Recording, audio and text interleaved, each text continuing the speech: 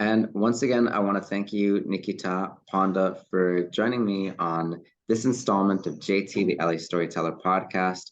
What a pleasure it's been to get to know you and speak with you, and now to feature you on this podcast. Thanks for having me. Oh, it's been great having you here.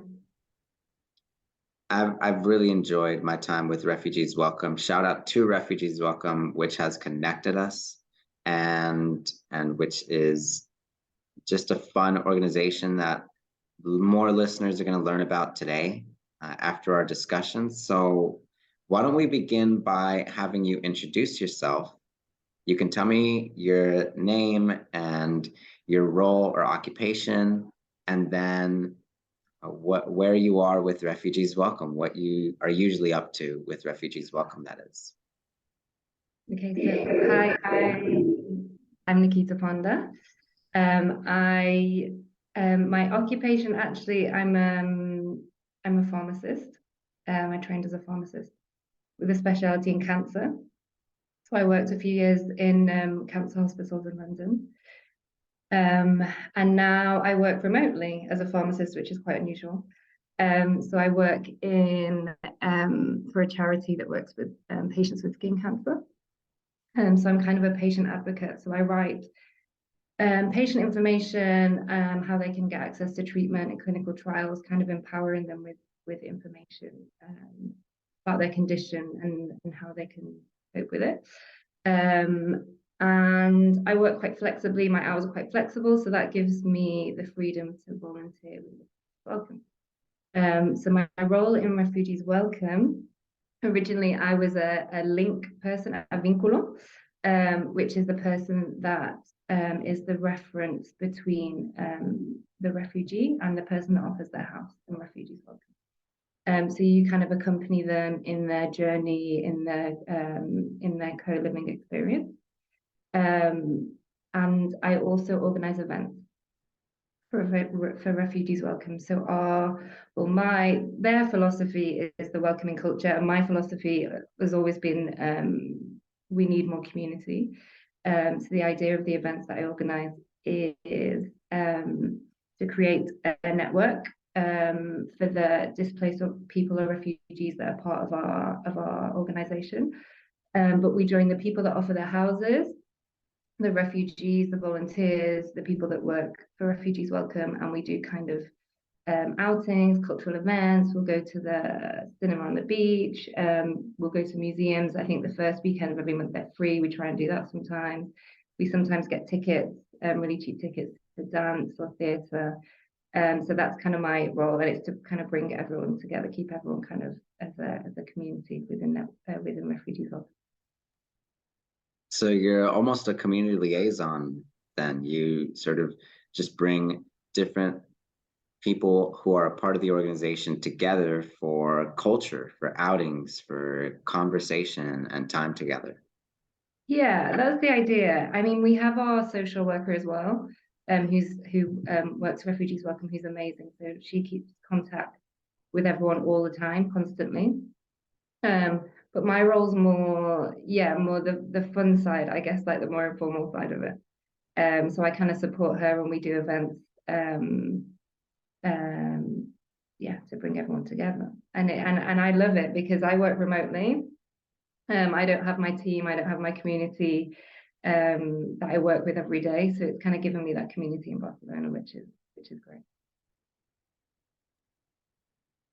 That is excellent. And would you tell me for a moment actually about the place you originally called home and how it is that you even got to Spain in the first place and then eventually Catalonia, which is where Barcelona is based? Okay, so I grew up, I was born in a small town in the north of England, so between Liverpool and Manchester. So quite well situated for big cities, but actually I grew up in quite a small town. My dad was born in India, so I'm half Indian, and my mum was born in another town in the UK. She's English. And then I moved, so I studied in Manchester for 8 years. So I moved from the small town to the big city. And then I moved to London. So I lived 6 years in London. And London really opened my eyes. I grew up in quite a small, white, middle-class town, and then London was exactly what I needed. So multicultural, busy, learned a lot, worked a lot, learned a lot, partied a lot, and met a lot of people. But London's very expensive and busy, and I burnt out and I had to leave. So I decided to travel. I learned Spanish at school actually, but in the UK, learning languages isn't that great. So I always wanted to travel in South America. South America has very rich culture, so I could never choose a country. I was learning about all the different countries, but people say I traveled South America, but I mean it's huge. All the countries are very different. You've got Central and South, and I mean it's a whole thing. But I had a year, so I tried to see as much as. Actually, I'd been to Central America before when I was 21. I had 3 months traveling there. So I decided to travel a year in South America and improve my Spanish and volunteer and learn about different cultures and communities in South America. I didn't want to just travel and party and just kind of like take things from countries. I wanted to like give back to the countries that I was in, kind of a bit more responsible traveling. So I did quite a lot of volunteering when I was there. And it really opened my mind to like, I have a lot of privilege. I can do this. I can choose where I go. I've got a British passport. I didn't have to get visas for many places. And I think it really opened my eyes to my privilege. And so when I was in Colombia, I spent 4 months in Colombia, and there was a few community projects that I really, really loved. And I thought I really want to take this back, either to the UK or somewhere in Europe, which Spain would be logical because then my Spanish was improving. So when I moved back to the UK, I decided I would live in Spain and I needed to pick a city.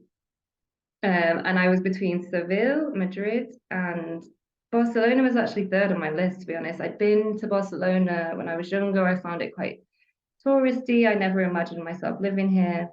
I always thought I wanted to live somewhere more real, Spanish, like Madrid or Seville.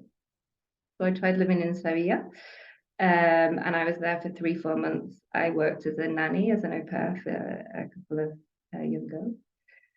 And Sevilla is beautiful, really beautiful. Spanish culture is very strong there, but I just really felt like I didn't. It wasn't my place. I didn't feel like it could be home, and so I decided to leave. I went back to the UK for a few months, and then it was between Madrid and Barcelona. To be honest, the decision was really difficult. I think a lot of people from Spain say Madrid. You'll meet a lot more Spanish people, you'll feel more integrated into the community, whereas Barcelona has a more international community. I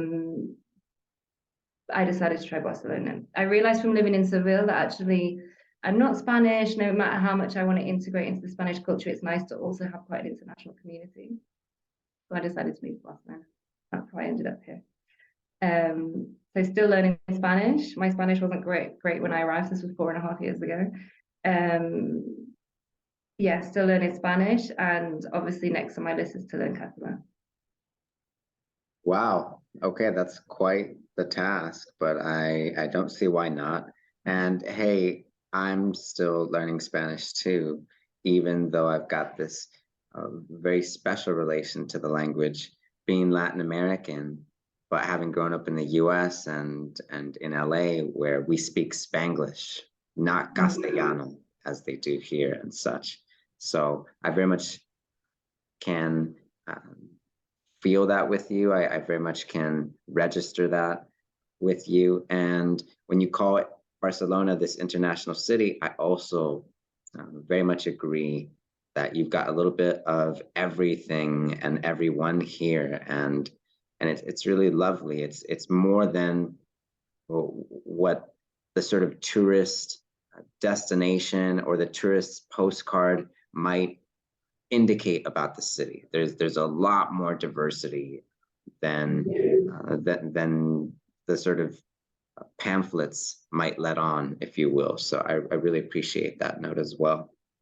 And so would you tell me, actually, because there was quite the journey just to get to Barcelona, but along the way you had also identified for yourself that you really wanted to not just tour a place, but also contribute to the place and become a sort of part of the ecosystem in a sustainable way, in a healthier, balanced way. Would you tell me then how it is that you connected with Refugees Welcome eventually in Barcelona? Had you heard of the organization before, or did you look around for a time and find the org based on a recommendation? Tell us how you found this special group of volunteers and community members in Barcelona. I've been trying to think how I originally connected with them. So when I moved to Barcelona, I really clearly knew that I wanted to volunteer. Maybe originally it wasn't with refugees, but it was maybe to bring cultures, to create communities between cultures. I really noticed in Barcelona, maybe I was in my bubble in London, but I didn't notice it as much, kind of maybe some divides between cultures. And so when I moved to Barcelona, I really noticed that, and I really wanted to be involved in some kind of work to bring people together. So I don't know how I feel like it was social media. I feel like I started, you know, how you start to follow some accounts and then other accounts pop up. I feel like I found them that way. There wasn't someone, I didn't speak to anyone that recommended it at that time. So I reached out to them. I followed them actually, and they do sesiones informativas. So like they present the project every now and then to reach out to people to find either volunteers or houses. And I attended one of their sessions. And that was in December 2019. So I attended the session. I was really inspired. I really wanted to help in some way, but I actually didn't know how. So I've come from, when I was 19, I studied pharmacy, and I had quite a vocational degree, very science-based, and then worked in pharmacy and worked in oncology, cancer, and I think you develop a lot of skills. But unfortunately, sometimes if you follow a vocational degree, you're not really taught about your transferable skills. So I had kind of like that imposter syndrome of like, I want to help, but I'm not sure how. You know, I haven't worked in communication, I haven't worked in design, I'm not a social worker, I haven't got any experience in this field. So I kind of had this self-doubt. They were very welcoming, they were very, you know, anyone can help, anything big or small you can help, but I kind of had this self-doubt. So I kind of just ignored it for a couple of months after I'd had all this information. And then March 2020, I started reaching out to people again, and then the pandemic happened. So, yeah, but luckily I'd emailed Refugees Welcome, and in April 2020, they actually emailed back and they said, no, we're still trying to do things online. We still really appreciate your help. So I signed up. So I started volunteering with them in April 2020. And obviously for them and for us during that time, it was quite hard to build a community because we couldn't see people in person. I'm actually not sure, because I didn't get involved in that part right from the beginning, but how the link people were working, because obviously we had convivencias and we had people living together. I guess they had phone calls or met on Zoom to see how everything was going. But no one was arriving during that time, so we weren't making new convivencias. So I kind of just support, I did my training, and then I think August 2020, there was the first event in a park where we were all probably like 2 meters away from each other, shouting, trying to hear each other with the COVID restrictions. And I actually got linked up with a girl here. So that's kind of how my journey started. She was looking for a room. She was already in Barcelona. She'd already been here for a couple of years. She had quite a unique situation, but she was looking for a room through us. So that was my first kind of contact. To be linked person. And then that's when I said I was interested in helping them with events. So you were the vínculo for that person, Vínculo. in intermediary. Yeah, exactly. So I'm not sure with her. I was her vinculo, or I was linked up with her before they'd found her a house. So often when people are waiting to find a house, or we're trying to find a house, and if we haven't got any available, they do try and link you up with them before, just so they've got a reference person. You can go out and have a coffee, you can get to know each other. So that's what happened with her. So I was linked with her, and then they found a house. So then I got to do the whole process, which was really lovely. Unfortunately, her convivencia didn't work out because of paperwork issues. Not a problem with her paperwork. It's a bit of a long story, but she moved here in 3 years before that, so 2017, and she went into the second phase after her initial phase of living in centres and acogida. She went into the second phase, but she actually found a job straight away. So what happens when you're in the second phase, I think for most people, you get 6 months of ayudas from the government, and she put hers on pause because she actually found a job straight away and she could pay for herself. And she was told that if she ever needed this 6 months again, she could take it off pause. But obviously during the pandemic, she lost her job. She worked in a restaurant, and she wanted to take these ayudas. She wanted to reinitiate these ayudas. And because of some loophole, they didn't do it. So she couldn't get access to these ayudas. So then she couldn't live with the girl through Refugees Welcome because she couldn't pay her rent, unfortunately. Now, just to be sure, because we are familiar to some extent with the process of applying for political asylum, you mentioned, say, the second phase. Can you just take us through this for a moment? What is it to reach the second phase? Is that sort of a kind of almost entry in, or a sort of near permission for people who would like to reside in the country? How does it work for refugees and people who are seeking a new home, so to speak? So I'm not an expert on this, and I'm still learning about it. So yeah, I can't imagine how people feel when they arrive here and they get told all these different words and different processes and how to do it. But we only work with people that are in the second phase. So the first phase would be the emergency acogida, the emergency I can't even think of the word for acogida. The emergency help. So that would be with the Red Cross or with other entities. And this is where the person arrives and they are maybe put into a centre, an emergency centre to live until they can file or until they can seek asylum.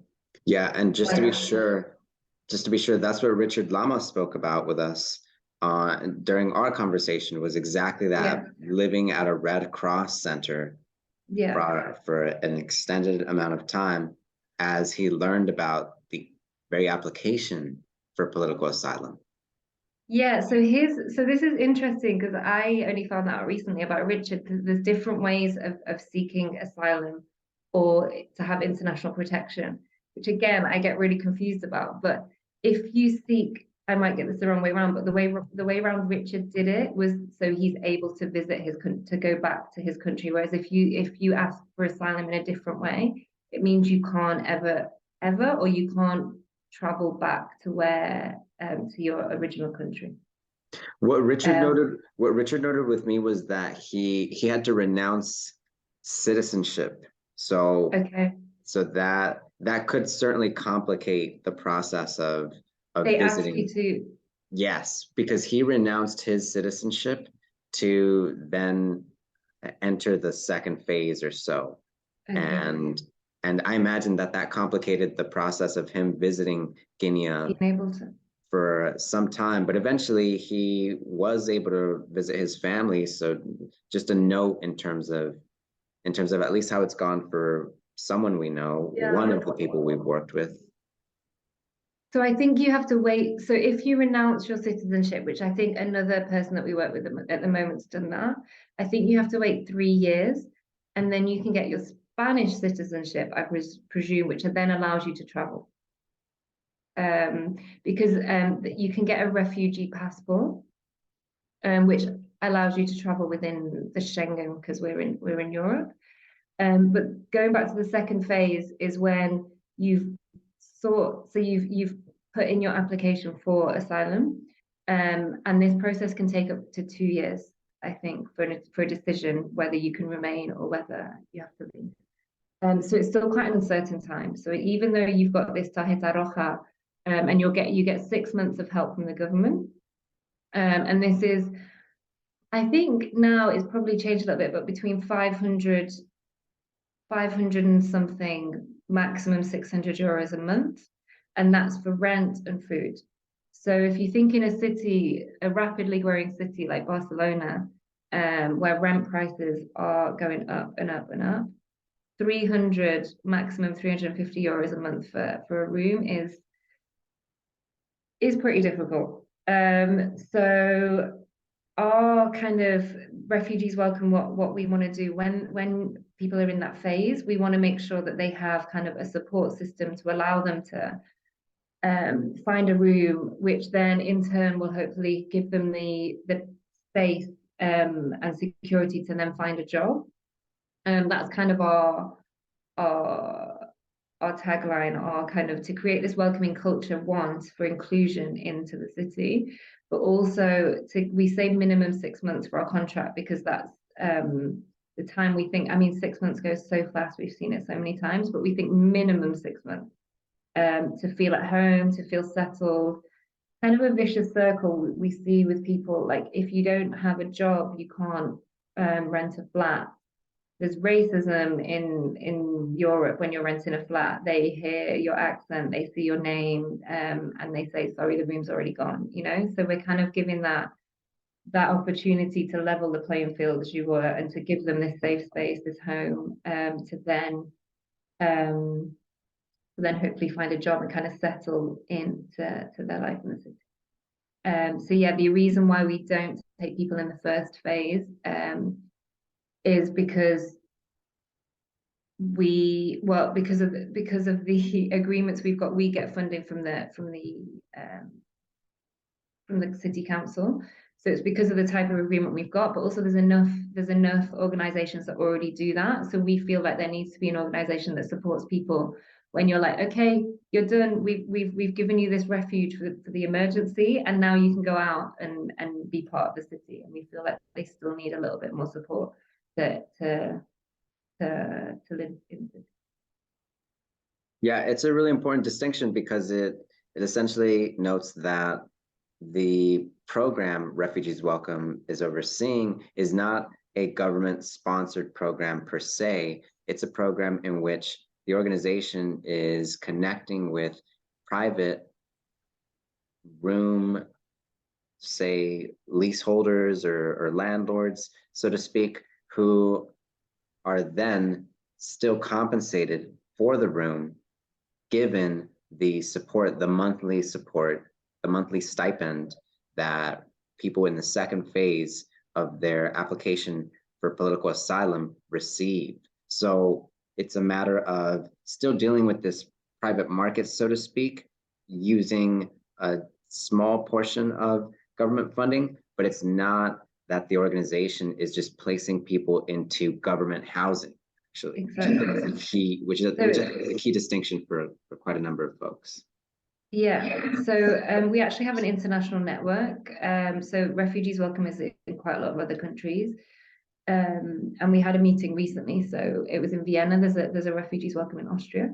And in English, I think that our tagline is, we're trying to work a lot on advocacy within Europe. And we're trying to think of a really succinct tagline for the international network. And actually it's to look for decentralized housing. So like you said, it's like to find private housing, so people aren't just placed in these centers and not included in the life of the city. So it's yeah, like you said, it's decentralized. It's a decentralized system of housing that we're looking for. And also you mentioned that they always pay rent. So this is really important to us as well, because we want even though we're creating this convivencia, this co-living, and there's a link person, the reason there's a link person is because we really want this co-living to be horizontal.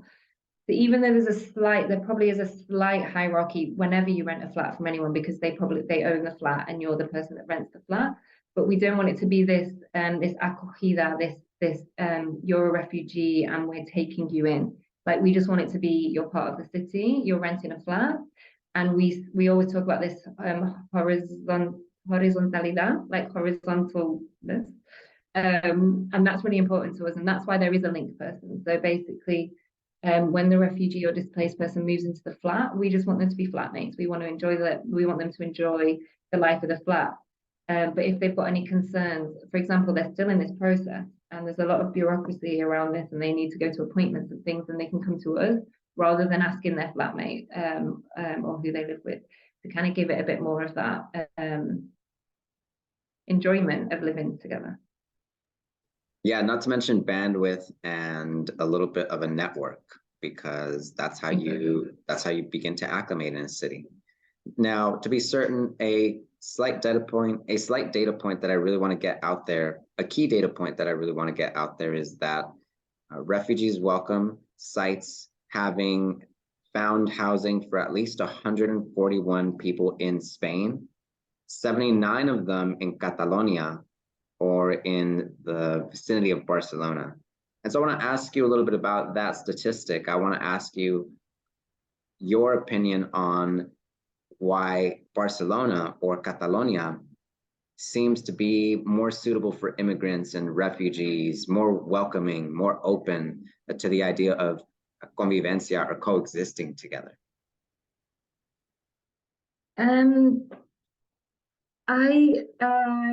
I think, I mean, when I told you my story at the beginning, I think the reason I ended up in Barcelona is probably quite similar. I think we all seek community, and we all seek maybe familiarity. So I feel like in Barcelona, if you're coming as a refugee, you're on your own, you've left your home. I mean, I'm never going to understand that level of having to leave my home. But you will seek some kind of familiarity. And I think we hear a lot of people, there's a couple of guys that are in convivencias at the moment that have become really good friends, and they met in Greece. So they're both from Syria. They didn't know each other in Syria, but they met in Greece. One of them arrived quite a bit before the other one. And when he arrived, he was like, look, I know someone, you can live here. So I think sometimes you seek that familiarity, and you probably might find it in a city like Barcelona. I mean, Madrid as well is quite a big city. So I think Refugees Welcome Spain was started in Madrid, and I think maybe the reason why there's a lot more in Barcelona is also because we have a bigger project, because we have funding, local funding, to pay people to work for us. So I think maybe the disparity between Madrid and Barcelona is also just because we have a lot more time to put into the project, where it's only volunteers in Madrid. But I think people tend to migrate towards big cities because we all learn there's probably more job opportunities, there's more community, you're going to know a lot more people. But often I think what I'm seeing in Barcelona at the moment is that it might not be the best place to be because rents are expensive at the moment. So it's kind of a double-edged sword, right? So people migrate towards the bigger cities because there's more job opportunities, but actually you get there and it's harder to live here to begin with because you don't have the resources, and flats are a lot more scarce and the prices are really high, and you kind of just get lost in this big city. So that's why Refugees Welcome is so important in these big cities, because it's easy to just feel overwhelmed by these big cities. So I think that's why Refugees Welcome is so successful in Barcelona, a city especially like Barcelona. Yeah, I think you're right. I think that's a key tension to point out. It's the fact that so many of us want to be in the big city, but the big city then in turn makes it quite difficult, quite challenging for us to hold space here, not just to find space, but to hold space, to hang on to our living, to hang on to our stay. So absolutely, Refugees Welcome is a key organization in that respect. And I also want to ask you a little bit about the Semana de Convivencia, because we celebrated the 3rd annual Semana de Convivencia. Can you tell us a little bit about this event and what the goal is during the Semana de Convivencia, which translates to the week of coexistence? So this La Semana de la Convivencia was born because we wanted a new kind of campaign of how to find houses. So our main, even though we have quite a holistic view of how to create this welcoming culture, actually one of the main things is finding these co-living experiences, finding these flat shares. So La Semana de la Convivencia was born from looking for a way to capture more houses. And it's kind of like we want to make it our week. So we want to make sure every year everyone knows that this is the week. We do lots of events, people come out and have fun, but also they're informed. And they're receiving useful information to know how they can help and how what we do and what we're looking for. We made it this week because it's, I think the 16th, I always get this wrong, the 16th of May is the International Day of I always forget in English, co-living in peace, or convivencia en paz in Spanish. So it's an international day, like lots of the international days. So we try to make it coincide with that. So to talk about the human rights of people, that everyone has the right to live in peace. So that's why we start it on this week of every year. So the idea is we just do loads and loads of events, make lots of noise, so people are more aware of what we do and the importance of the human right of being able to live in peace. So yeah, we this year we did a really great event on the Tuesday. We brought lots of entities together. So like FC Barça has a foundation.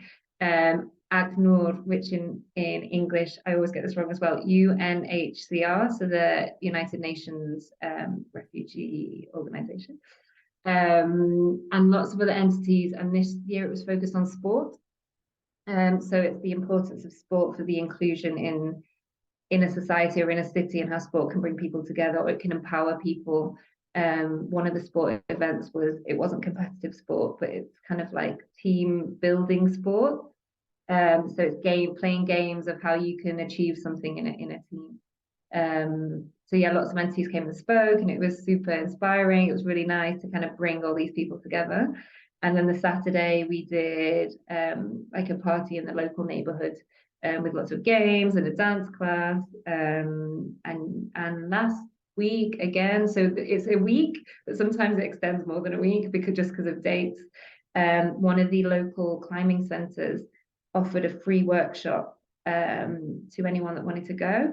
So we did a talk there about what is Refugees Welcome, and I think everyone enjoyed climbing, and apparently it was a great event. Unfortunately, I couldn't go, but apparently it was an amazing event. So we're actually in 6 different municipalities around Barcelona. So Barcelona is one of them, and then there's 5 others as well. So we actually work within 6 different municipalities, and we try and do events in each one to try and reach the local communities. Yeah, it was a lot of fun, and I got to see Nikita's basketball shot, which was pretty good, I do have to say. So definitely I think it was luck. Nikita, we are running out of time, but I want to ask you before we close our conversation for today, how people who are interested in volunteering with Refugees Welcome may get started. Where do they go? So we do a lot of local talks and events. So if people see those, we try and stick posters up, and they see them in their neighborhood, then come along to the events and find out more information.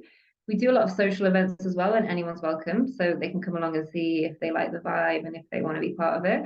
We're also on lots of social media channels, so Instagram, Facebook, our website, and we try and make quite a lot of noise on our social media channels. But yeah, like I said at the beginning, don't be afraid if you don't if you want to help, you want to be involved, even if you just want to be involved in the community, we do language partners. So we look for people that speak Spanish and Catalan, and they can exchange languages. Like I said, we do social events and everyone's welcome. It's really great just to have people involved, as well as we want people to help with project work, with communication, with design, with this link person as well when they're looking for houses. So there's so much you can do. Any skills are welcome. Okay, you all heard it. Refugees Welcome will take as many volunteers as they can get. So find your way. Let this convo be just one step forward to that end. And Nikita, I've got to thank you for an informational and inspiring, motivating conversation for the morning and for the work at Refugees Welcome. What a pleasure. Thank you, Jimmy. It's been so nice to have you here. We're going to miss you. Likewise, but I'll see you soon for our final send-off, I believe. Yes, definitely. Okay, thank you once again, and I shall be in touch very soon. I wish you a good round of meetings, and we'll see each other for a cervecita in no time. Yes. Happy Tuesday. Ditto. Thanks again. Bye. Bye.